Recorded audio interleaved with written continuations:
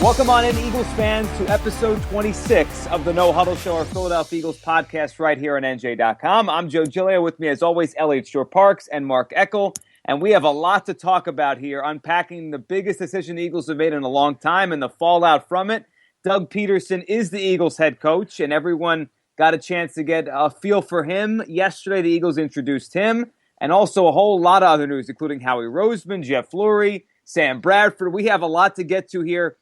Elliot, we'll start with you. Let's start with Pederson, and then we'll kind of dive into everything else from the press conference. We're doing this on a Tuesday, or say Wednesday morning. The press conference is on Tuesday. We're doing this on a Wednesday morning. What were your initial takeaways? Doug Pederson is the Eagles head coach, and you had a chance yesterday for the first time to talk to him and ask him some questions. Yeah, I thought during the press conference he came across, to me, nervous. And I think that, that's understandable. This is obviously the biggest probably moment of his life, if you consider the fact that he was a backup quarterback. He's never had like a high profile job in the NFL until now. Now he's the head coach for one of the more visible franchises in the league. So I thought he seemed nervous at first. As it went on, he seemed to calm down. But I will say afterwards, once the cameras were off, I got a chance to spend some time with him with some other writers, and he seemed much more comfortable, much more confident. Overall, outside of just, how he seemed, in terms of what he said, it sounds like, he tried to point out he's not another Andy Reid. He took blame for the Kansas City Chiefs, debacle in the 2-minute drill this past Saturday, which I guess has to be concerning to Eagles fans. A few Eagles fans said, well, credit for him for taking blame, which is kind of like the ultimate Kool-Aid drinking response. But, I thought overall, he kind of was what we thought. He's bland. He's not going to rock the boat. There's not really anything that sticks out about him. And I think that's kind of what the Eagles want after 3 years of having Chip in the spotlight. Mark, how about you? Initial thoughts? You have obviously known Pederson from back in the day when he was a player and then a coach, but initial thoughts on him now as the head coach of the Eagles? Yeah, he's like Elliot said, he's exactly what I think. Nothing surprised me. He didn't do anything that I didn't say or do anything that I didn't expect. He took the blame, which, like Elliot says, that's the nice thing to say, but I didn't like the one thing that, if I have to criticize him, what the heck was he talking about when he tried to explain why they were so slow? Did he know they were down 2 scores? If you watch them drive, they clearly had no idea they were down 2 scores because But then his explanation was even worse, that we didn't want to give the ball back to Tom Brady. Well, you were going to try an onside kick no matter what, weren't you? If you scored with 154 to go or 113 or 209, you still were going to onside kick, right? You had to. So it was bizarre. That bothered me. That one little thing of the whole, it was a long press conference. That bothered me because I'm thinking to myself, oh my God, how's he going to answer questions when he really is in charge? And we ask him why you went for it on 4th down, or why you didn't go for it, or why you went for 2. If he's going to, you can't use Tom Brady every week. I don't know. That was the only thing that bothered. Everything else, but he was fine. He did seem a little nervous at first, but that's very natural. I don't think when he was named head coach at Calvary Baptist, there probably wasn't that many people there. So that's safe to say. But he was fine overall. It's funny, of everything that happened yesterday, Doug Pederson was not the big story. It was supposed to be because it was his introductory press conference, but I think, Jim Schwartz being hired and Howie Roseman talking for the first time in over a year, other things, Sam Bradford even getting brought into the news a little bit. I think all that kind of overshadowed the fact that Doug Pederson's the new head coach of the Eagles. It's so funny how after 3 years of Chip, with these, and I guess a few months of these podcasts now, whenever it was Chip, there was so many thjust explosive things to talk about. And it was always and now just listen to these last year's answer. It's what'd you think of Pederson? It's it's just funny to think of. Yeah. Our job just got a lot harder.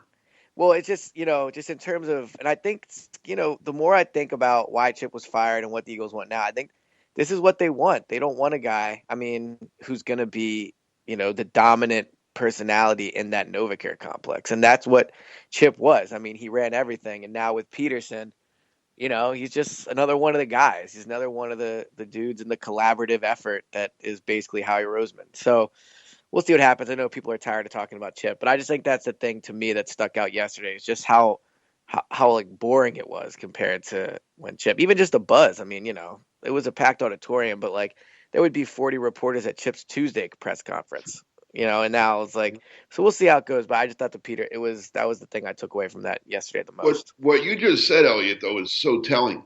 That's what they wanted. They wanted.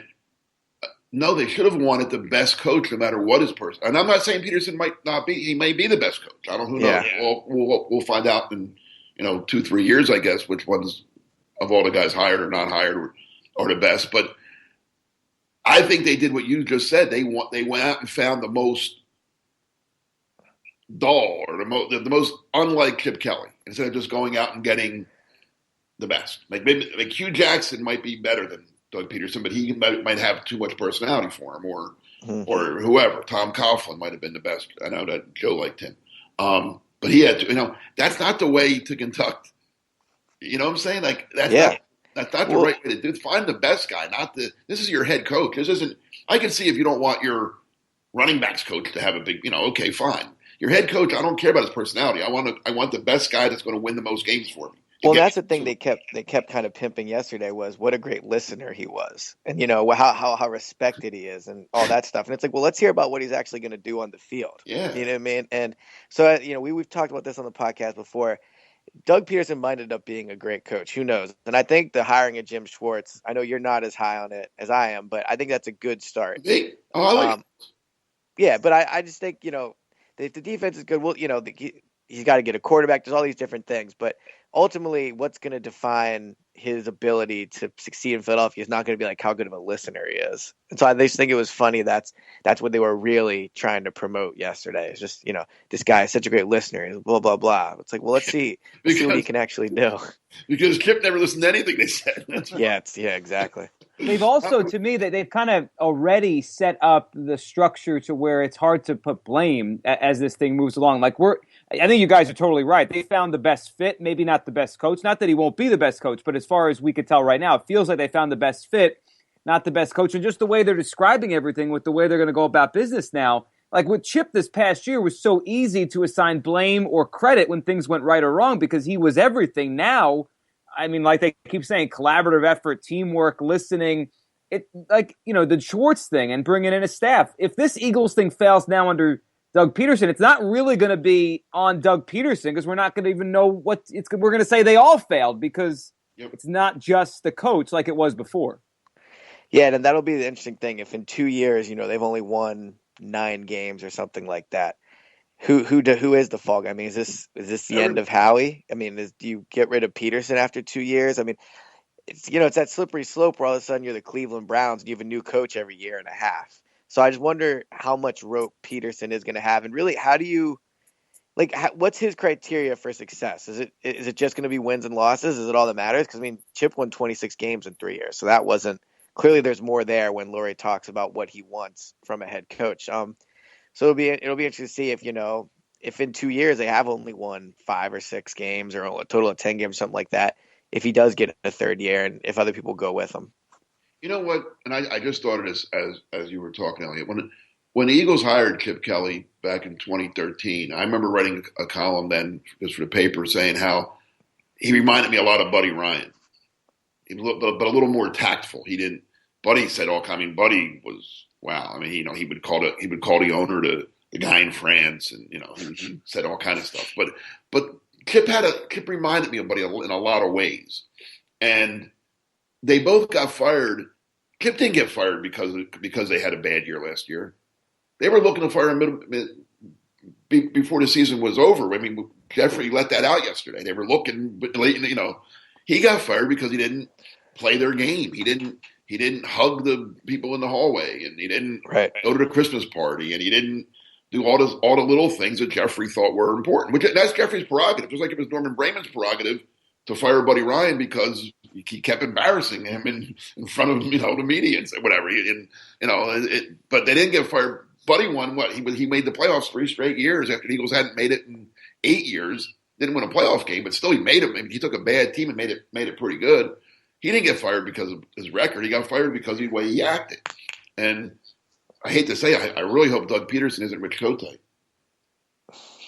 Yeah, I think everyone listening would hope we're not heading down that path again. Let's unpack that for a second, because Mark, you bring up something I thought was really interesting listening to Lurie too. The idea, and I think we didn't realize this, and we all felt it was an impulse thing with Lurie and firing Chip, and maybe it was that day he fired him, but he did let that out on Tuesday during the press conference that they began preparing for the eventual firing of Chip Kelly, in the middle of the season at some point. And maybe every team does that to an extent, but the way he worded it felt like they really started to put it into high gear in case they were going to have to make that decision. I think he used the term to make the final decision, which means to me, he thought about it at one point, and then eventually he did go down that road. Elliot, what did you think of that? The fact that he admitted he was thinking about firing Chip way before we found out he did. Yeah, I mean, like you said, maybe all teams do this in terms of always having a backup plan in case, you never, I mean, who knows? Maybe he thought Chip was going to leave. I mean, who knows what? But the way he said it certainly made it seem like, after that loss to Detroit or after that loss to Tampa Bay, we were on this podcast saying, nah, he's not going to fire Chip. Like, there's no way. And I think that was the general consensus. But it seemed like he was very much open to it and probably leaning towards it half the year. And that, that even is kind of crazier because you think he basically gave Chip 6 or 7 games. If you consider it was half the year, roughly half the year, he gave him like 6, 7, 8 games of full control before he seriously started thinking about pulling the plug. And, that just speaks to how badly, I guess, things were behind the scenes in terms of their relationship maybe, or how things were, going just with everybody in the NovaCare complex. Because if you're going to give a guy that much power and then you're going to, pull it on him that quickly, you must really, maybe his lease was short heading into the season.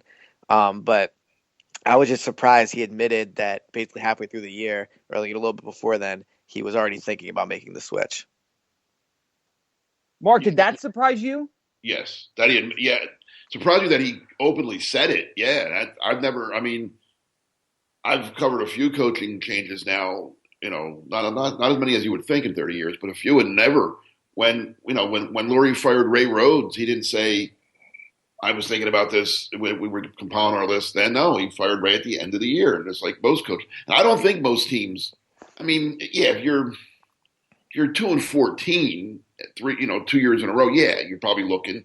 But I mean, if I could go back and change one thing this year, if I had the power to affect one, I would have the Eagles win the Redskins game, either Redskin game, and then they win the division.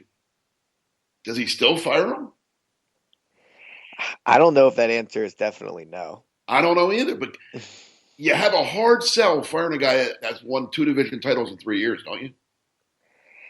Yeah, you do. I'm almost more, to me, it's almost worse if the answer isn't no. Like, really, if he felt this strongly about Chip, no matter what, then one win shouldn't change it. That's what I'm saying. I think he still would have, because, like I said, I don't think Chip's record or the fact they had a losing record this year had anything to do with the firing. I think it was he just didn't like the guy. He grew to not like him and didn't want to be around him every day. But it just would have been a hard sell to anyone, I think. And what if they want to play? What if they would have won the playoff game? What if they go on a run? What if we're talking about them playing right now? He's still going to fire? I mean, guys, Sam Bradford was still the quarterback. Let's not get crazy here. Well, then you got no. I think if they're in the NFC Championship, if we're heading to Carolina this week or Arizona, whichever way the bracket would have fallen. No, I don't care if you hate the guy or not. Then you just got to say, I hate the guy, but he's making me money. We're winning. We're on the brink of great things here. I can't fire him. But again, and again, I'll compare it to going back to Buddy Ryan days. Raymond hated Buddy from year 2, but Buddy was winning the division every year or making a. He couldn't fire him, even though he didn't. He kind of put up with him because, I mean, you guys aren't old enough, but prior to Buddy, the Eagles had become games are being blacked out.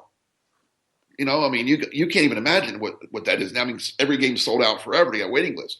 Games weren't on TV sometimes during the Marion Campbell years because nobody cared. They were bad and boring, and nobody. They were the Sixers, And then Buddy came in, and whether you like him or not, you have to say he gave the team life, and so Brayman kind of put up with it for a while, but then 3 straight playoff losses, he fired him. So It would have been interesting. I would have loved to see what if they just would have if they would have won a division. I kind of think he still might have fired him. Well, let me ask you this. Let's say they win one of those Redskins games Yeah, and Chip comes back. Are they better off going into next year with Chip? And if you make the playoffs, you're probably re-signing Bradford, especially if you're keeping Chip. And Are he you liked him. And, Chip Yeah, has said he likes Bradford. right. So are you better off with Chip and Bradford going forward? Or are you better off with where the Eagles are now? you're asking me. Yeah, That's what well, I'm both going to of you, say. yeah. I'm not even going to answer that because you know my answer. I Yeah, mean, I think they'd be better with Chip, but Yeah, we have to obviously give now it's a blank slate for Peterson, but the whole thing just has felt off from the beginning. And now, Elliot, you brought up the quarterback thing, and that was that good became segue. a big story here. As Good segue there, Elliot. Yeah, great yeah, thank segue. you. You brought That's up, what I and do. I knew it would happen soon in this podcast. The Sam Bradford conversation. No, obviously Peterson was asked about Bradford, and he said some nice things about him. He said he's a perfect fit. He said, he talked all these great attitudes about Sam Bradford, the quarterback, and that leads you to believe he wants him back. And then Elliot, you had a piece on NJ.com citing a report from ESPN today, this Wednesday morning, about Bradford and what he asked for during contract negotiations last year. You add it all together, Sam Bradford's probably going to cost the Eagles a lot of money, and now the question is how much do they want to keep him because the head coach in his first time with the media said he likes him a lot.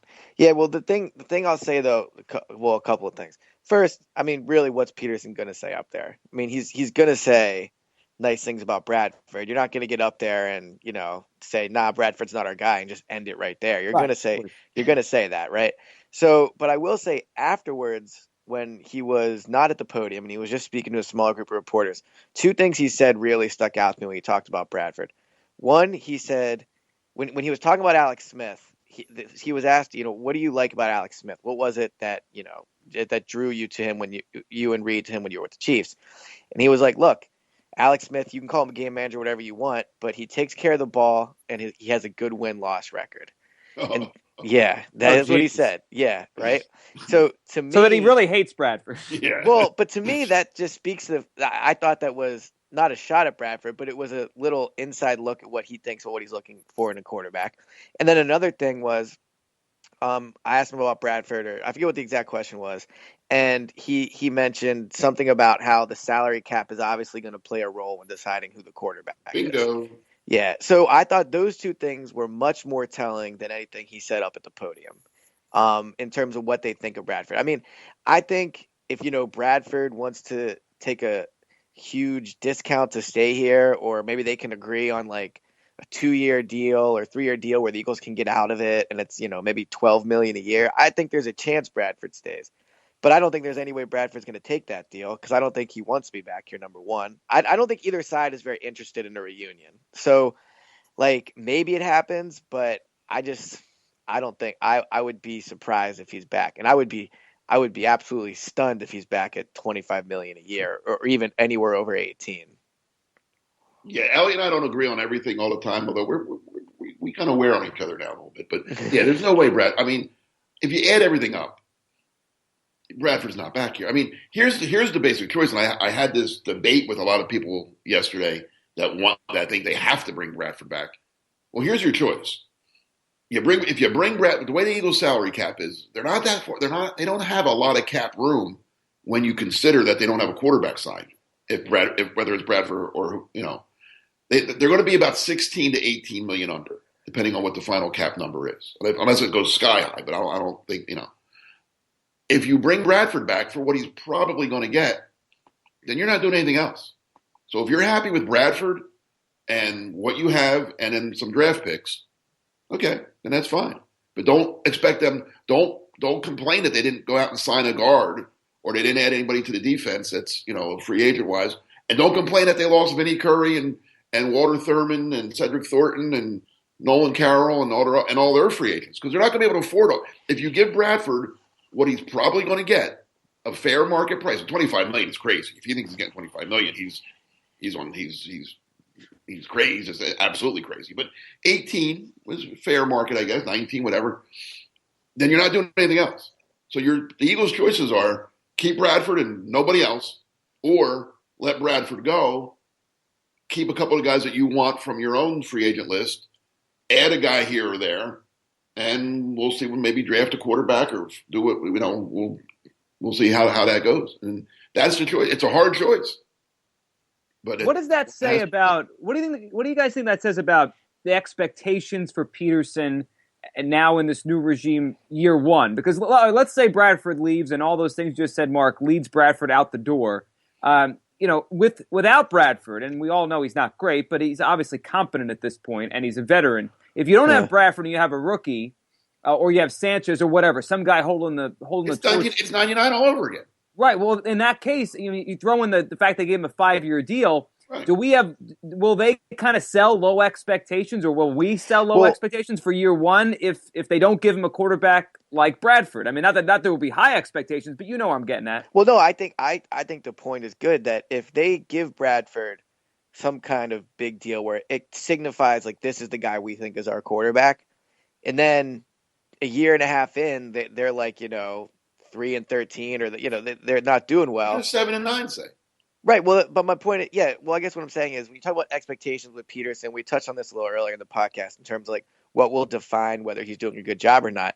If he has a rookie quarterback next year, I mean, he probably has a little bit longer of a leash, but if he says to them, look, not that I don't think he has the power to do this, but let's say he says, look, Bradford's a guy, I really want him, and he convinces them and they give him a big deal, and then it's a debacle, which it probably will be since Bradford's never made the playoffs. I mean, like, if you're Pederson, do you want to tie your wagon to that, or would you rather go with a rookie? This has already been discussed, Elliot. This is already don't you think that in the interview Bradford's name came up a couple times? Well, I asked him that, and he said it wasn't discussed. But I mean, granted, that's what he's gonna. I guess that's what he's gonna say. Was he going to say, "Yeah, we talked about him. We said we don't want that guy." We all had a good laugh and we moved on. Yeah, but, no, they come on. Then if that's true, then Eagles are even more screwed up than I think, and I think they're pretty screwed up. If you're not interviewing, when you're interviewing coaches, well, he said it was talked about a little bit. This is what happened. Okay. Lurie said, "Listen, we're not going to bring Bradford back." Pederson says, "I'm good with that." Okay, that was it. And then they said that Howie's a great guy, right? And Doug said, "Yeah, yes, man, I love that guy. Love him, but no, I mean, Brad. I think this is, again, I like to go back to in history because I'm old and that's what old people do. We go back to history. I think he's going to sign like a Chase Daniels, who apparently, and I was talking to Jim Schwartz when you were in the group with Pederson. He raved about Chase Daniels, correct? Yeah. Well, yeah, he said good. Yeah, he said very good things about him. Yeah. So I think Chase Daniels comes in here on a 2-year deal, 3, whatever it is, moderate money, just like Doug Pederson came in '99 when the Eagles got rid of Bobby Hoying and Rodney Peete and all the guys that Andy inherited from Ray.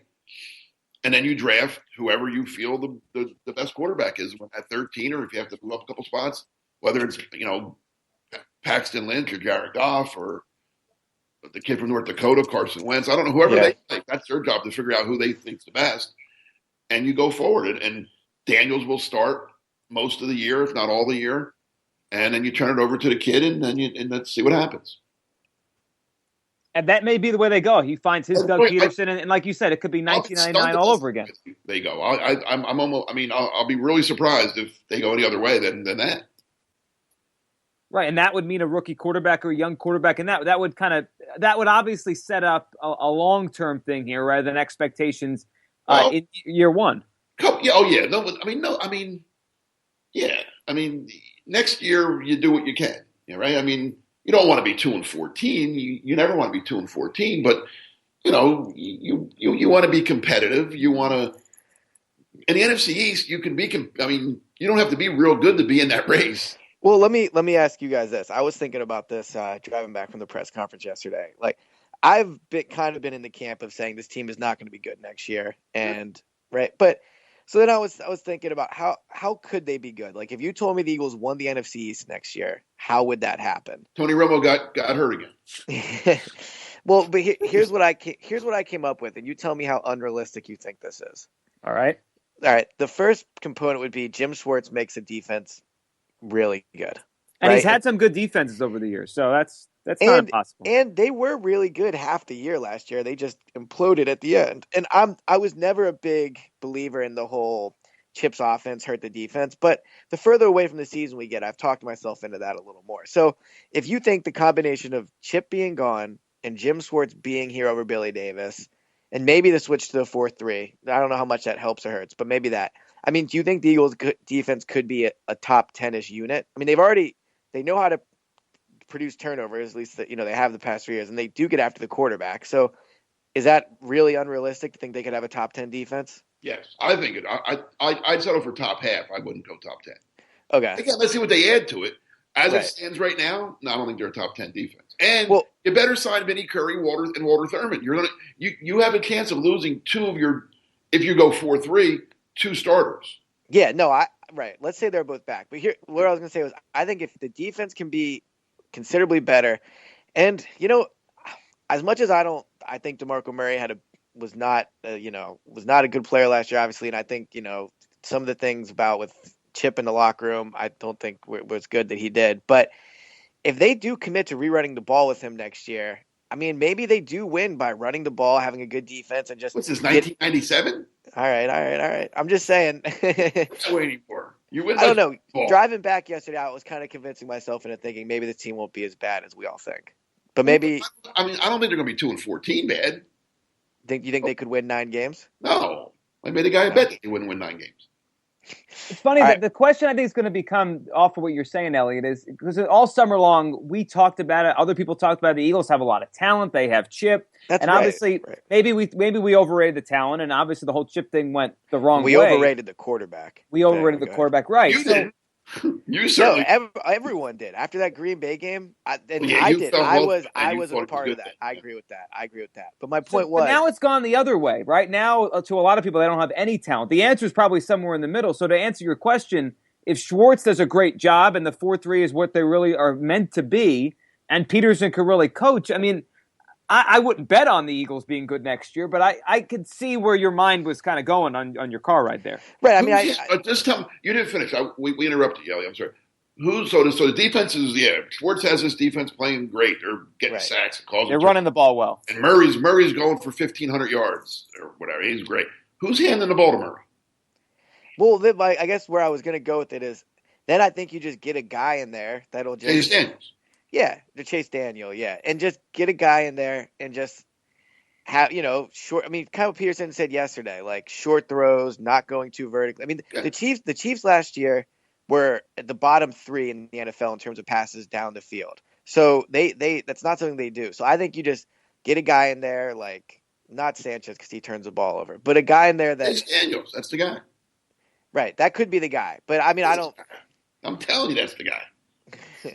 All right. Well, I think Chase Daniel is going to win the NFC. No, I'm just kidding. But who's like blocking in front of Chase Daniel? Well, that's a big the story key. too, right? That's the key. The key is if they can fix the offensive line, then I think they have. So that'll be my 3. I would put all 3 of those things before the quarterback because realistically, they're not getting I mean, they could luck into one in the draft, but the chances are they're not going to get like their franchise guy, right? But so if they can make the defense good, run the ball effectively, and fix the offensive line, I do think this team can be competitive next year. I don't think this is going to be, like you were saying, a 4-12 team. I think they could win 7 or 8 games. Well, you segued us there into who's bringing these players in, and that's been a question for a long time now with the Eagles. And we did get another piece of really interesting news from Lurie during the press conference on Tuesday, saying they're going to go after a personnel head. They're in the process of trying to hire someone else to, I guess, add to this collaborative effort. And he was vague on whether that guy would be ahead of Roseman on the kind of the. He won't be ahead of Roseman. He probably won't be. But somewhere as a part of this team, someone else that will now be part of this picking the players.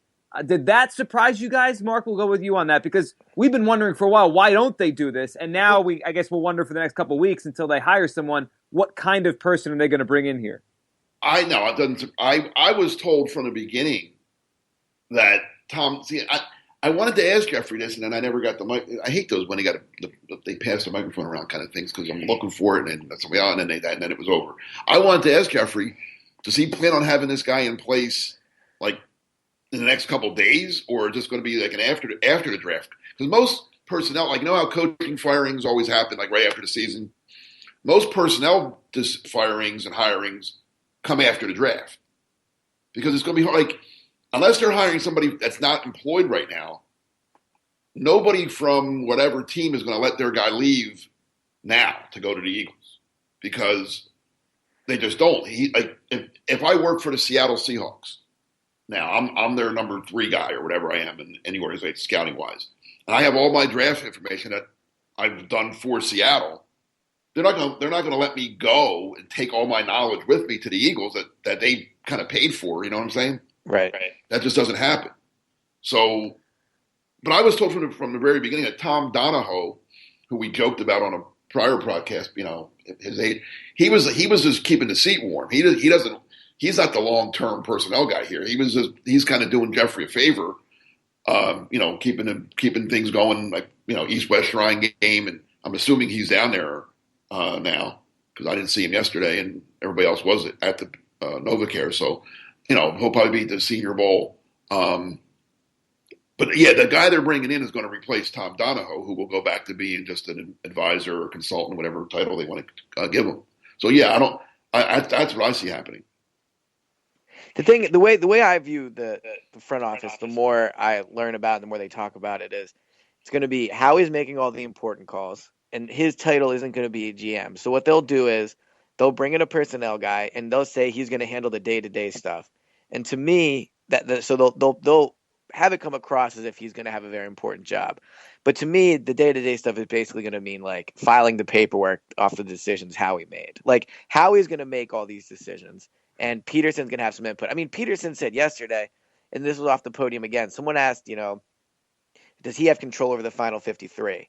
And he made it sound as if almost like he only had a little bit of control over it. Like it wasn't like he clearly didn't have all the control, but his answer made it sound like if it was a 50-50, if you had to break down the percentages in terms of who's making the calls in the 53, it'll be like 0.01% for whoever the third guy is, whether that's a new guy or Donahue, like 65% Howie, and then the rest is Pederson. So I think whoever they bring in, it's going to be. He's going to be Ed Manowitz, the guy they bring in. It's going to be like that. I mean, well, but I think Manowitz had the ear of Chip, and I do think he listened to him. I think whoever they bring in here is, look, Howie's back. Howie's got his job back. He talked yesterday about learning over the past year. I mean, this is Howie's second chance and probably his last chance. So, but every Howie needs a guy like. I'm trying to think of another team. Ted Thompson is the general manager in Green Bay. He does everything. He does it. He does the right. That's his 53. Mike McCarthy does not pick the 53-man roster in Green Bay. Ted Thompson does. I'm sure McCarthy can fight for a guy, and Thompson will listen. They worked together for whatever many years now. But Thompson is the general manager. But Elliot Wolf is Thompson's right-hand man. He's the guy. I don't know what his title is per se, but he's the guy that does all the, as you say, paperwork, whatever. But he also has a big say. I mean, one guy. The NFL's become too big now. One general manager can't do everything that's got between keeping your own free agents, sign other free agents, working on the draft, making trades, whatever the case, whatever it is. It's too much for one man now. I agree with you, but what I'm saying is, do you think Howie's going to listen to whoever they bring in?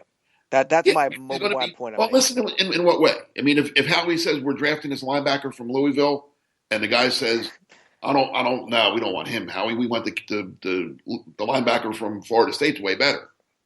He might. The guy he hires is going to be somebody, his hand-picked guy. That's true.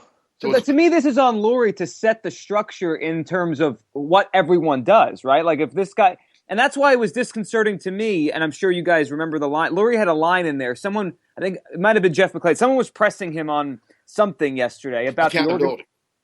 Accountability and the organizational structure, and then I think one of the questions was, well, who will have the final say in the draft room? And didn't Lurie say something like, well, it doesn't really work that way? Shouldn't it work that way, though? Like, shouldn't someone have final say? Well, no, the question was... if there's a tie, who breaks it? Exactly, that was it. See, and I knew what Jeffrey meant. And they copped out of that answer because Jeffrey raised his hand as a joke, but really they didn't. That was, I mean, in a lot of ways he does get say. No, I know what you're talking about, Joe. You were talking about, I think the question was, in the draft room, who's going to make the final call when you're on the clock? Right, and like Elliot said, if there's a tie. No, that was a different question. Yeah, this was a separate question, yeah. Okay. Jeffrey's answer was it doesn't really work that way. I've never been in an NFL. I would love. That's one of the things I'd love to do before it's on my bucket list. I guess that's how weird I am. I would love to be in an NFL draft for just one night during the draft and see how things really do work. But I know enough people who have told me stories, and it's not like we think. And it's not like Draft Day. That movie was a fun movie and it was entertaining, but it's not real. It's so not realistic. It's not like all right. The Saints make the 12th pick. Now, the Eagles are on the clock. They're not sitting there fighting, can we take this? No, take that guy. By then, they know what they're doing. They have a board, and they take the names off the board as the picks are made, and they should just the next highest name on the board is the guy that they should take. Now, do you always go there? No, maybe you think, all right, you know what? Let's take the next guy because we need that position more or something, whatever. But it's not like yelling and screaming is done all week. Between Chip and Howie. What's that? Between Chip and Howie. Well, whatever. I'm just saying, not just now. I'm not just using Eagles. I mean, between Jerry Reese and Tom Coughlin, between Ted Thompson and Mike McCarthy. But the arguments are done during the week leading up to the draft. This is from what I'm told from talking to people. And then as you're making that board, that's when the scouts or somebody will say, no, move him up. No, move it. No, he's right now. And that's. But once you put that board together, the good teams stick to it, and you just go by your board, and you take names off as they peel off, and when it's your turn, you take the 13th guy on there. I just think though, when those arguments happen throughout the week, and I'm not saying in a heated way, but when those debates happen, my point is, I think Howie's voice holds the most weight among anybody in there. Yeah, and it should if he's the guy. Yeah. I agree. That's what I'm saying. I don't think it's it matters who they hire for this new personnel guy. It does matter, but I don't think it's like this team's going to be good because they're going to be good or bad because of Howie Roseman and Doug Pederson. This isn't a very important. I mean, I'm not going to say it's not an important hire. It's not a groundbreaking hire. It's not a franchise. No, it depends. Maybe they hire somebody like, I don't know, like a Jerry Colangelo type of guy. Like somebody like that, right? Then maybe Charlie it matters. Casterly, like someone who's been around the NFL. No, they don't want that. No, but I'm saying if they brought somebody in who already commands respect when he walks in the room, that would be the difference. But I think they're going to go with a young guy that Howie's not getting that. Yeah, right. They're not going to get that. But my point is that would be the only way where I could see this mattering. But outside of that, I don't think who they hire. They're going to hire a guy who's a scout for another team, or a younger guy. It's a promotion. First of all, they're not going to be able to hire anyone. Well, someone that's already unemployed. Well, that too. Yeah. Well, I don't know. Again, do we have an answer? Do we know they're hiring this guy soon? No, Lurie was really vague about it for competitive advantage. He didn't want to give away the search. Yeah, as if everyone's lining up to work with Howie. But I'm just I got to find this out. Because it is kind of important. Whether are they hiring this guy? If they're hiring him prior to the draft, they got to hire him this week because the Senior Bowl is next week. Right. This East-West Shrine game's already going on this week. If this guy's going to be involved in this year's draft, he needs to be hired now.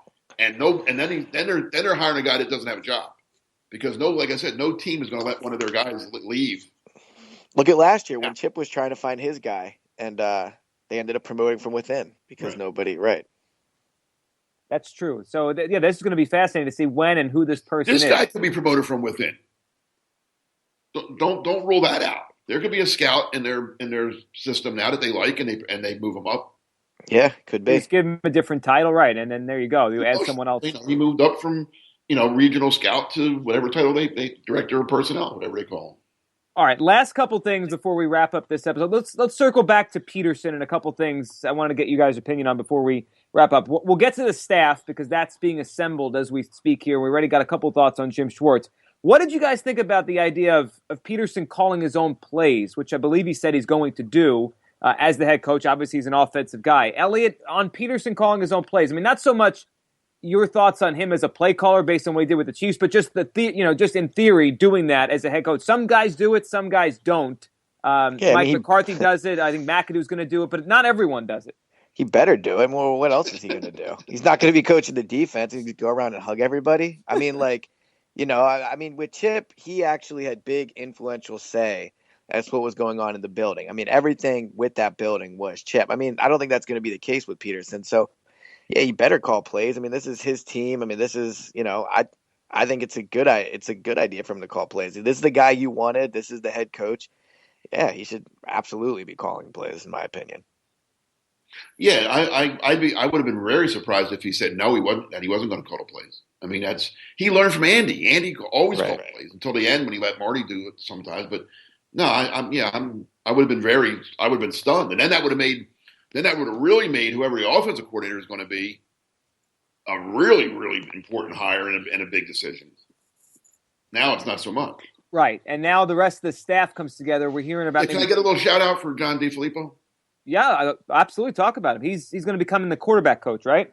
Yeah, I was actually going to ask you guys, do you think this hurts or helps their chances of getting Johnny Manziel? He is the Cleveland Browns. I mean, he is the Cleveland Browns quarterback coach. And I believe DeFilippo worked with the Jets, right? He was Sanchez's quarterback coach when Sanchez was a young kid. Yep. Really? All right. But I mean, I think the hiring of John DeFilippo as quarterbacks coach tells you that Frank Reich's going to be the coordinator and Pat Shurmur's on his way to St. Louis or somewhere. Probably. Right? I would think so. I think because it sounds like they've already agreed to hire Frank Reich. Right. And I was told that they were debating between Shurmur and Reich as coordinator, and that if Shurmur got coordinator, then Reich was going to be on the staff. One way or another. That if Shurmur was coordinator, Reich would be quarterbacks. And if Reich was coordinator, then Shurmur would I don't think Shurmur would take quarterbacks. I don't know. But now that they have a coordinator, now that DeFilippo's in, Reich's they're not going to have two quarterback coaches. So I believe Reich will be the coordinator now. Pat's gone, which also leads to Bradford being gone, right? What a shame. Oh, no. I'm not the Bradford guy. I'm Australia, I might be, but I'm just saying Bradford was Shurmur was the Bradford tie, right? The liaison, whatever you want to call it. Right. Yeah. Right, and that's why I think a lot of people thought that if Shurmur, somehow was the coach or whatever, that'd be Bradford's ticket back. All right, let's wrap with this then. For each of us, we'll go with our biggest question you want answered as we move forward, because now the offseason begins. Now the Eagles can actually start their offseason. It felt like there was like a weird 3-week period where they couldn't really start it because they didn't know who they were. Now they know who they are, I guess, with Pederson and this new collaborative effort. So for you, Elliot, the biggest question you want answered or will be answered soon from the Eagles for the 2016 season is? It's the quarterback position. I mean, it impacts everything they're going to do. It impacts their cap space. It impacts their draft strategy. I mean, I think that is the absolute biggest question that needs to be answered, more so than any personnel guy they're going to hire, more so than the staff or anything like that. If I could get one answer from them that I knew was the absolute truth, it would be whether they want to re-sign Bradford and whether they think they're going to, because that is the biggest question facing this team. Yeah, how am I going to follow? Since you said that, I'll go with, is it going to be Cody Parkey or Caleb Sturgis at kicker? That's the most pressing. No, I'll just add to what Elliot said. Of course, that's the answer. I mean, that's the quarterback. I mean, I know people get mad at me when I say this, but Andy Reid would have lasted 3 or 4 years here if he didn't have Donovan McNabb. Let's be honest. If Cleveland takes Donovan McNabb and Andy takes Tim Couch, Andy's Chris Palmer. I mean, that's Donovan. Donovan never gets enough credit for what he did here, and and he's the one that got all of those other guys jobs too, Brad Childress, and Donovan. So you need, and not just Don. Brett Favre did it in Green Bay. Aaron Rodgers is doing it in Green Bay now. I mean, you get your franchise quarterback, and good things happen there for everybody. So that's what's going to tell Doug Pederson's legacy will be who his first real quarterback is. Yeah, I agree. I mean, I wanted to come up with something different, but we all have the same answer. Yeah, there's no other difference. It's the burning question now with the Eagles. What do they do with the quarterback, and how does that impact everything else? And we're going to start to find out here. And not winning without one. I don't care how good the defense is. Right, you never can. No matter what, you need someone competent back there. The days of the Baltimore Ravens winning with Trent Dilfer and a killer defense, the way the rules are now, you can't win that way. You can't win games 13-10 every week. No, it's impossible. Even if Schwartz does a good job, they're going to need to score points, and we'll soon find out how they approach this offseason, and we'll soon find out how they approached Sam Bradford and his request to be the highest paid quarterback in the NFL, something I can't say without just laughing. Well, a lot less. If that's true, if he wanted $25 million before the season when he was still winning, he honestly might want more now. 30. Let's go seriously. 30. I mean, if he wanted 25 before the season, we didn't know if his knee was going to hold up. Especially after those last 7 games. I mean, Hall of Fame status. I mean, he's like 40 a year. I think it's 30, 32 now, right? Yeah. Completion percentage was on point. You think Tom Condon will factor in all the drops and say, look, if these guys didn't drop the ball, he's a $35 million quarterback, really. Poor Brad. He'll settle for 30, I think. He'll ask for 35, but he'll settle for 30. God. I think it's a fair way to go about it. All right, guys, we will be back soon. So just a note for everyone listening. We're not, as the offseason goes, going to be doing this definitely every single week on the same day the way we did a lot of times during the season. But we'll be back probably almost on a weekly basis. And maybe we'll have some guests on. And once we get into free agency and all that kind of stuff, we'll come back and do it more often. But just a note that keep following the podcast at the No-Huddle Show on Twitter. Follow on iTunes and on Stitcher. You'll get the latest episodes whenever they come in. And we'll make sure to reconvene every time there's big news to talk about here. But just a little note on the programming as we move forward and how often we'll do these. But no doubt, when Sam Bradford signs that deal to become the highest paid quarterback in NFL history, we'll have Elliot and Mark ready here to react to it. All right, guys. Thanks for doing this, Elliot. Yep. Talk to you guys soon. Thanks, Mark. No problem, Joe. Thanks to all of you for listening to episode 26 of the No-Huddle Show. We'll be back soon to talk about the future of the Philadelphia Eagles right here on NJ.com.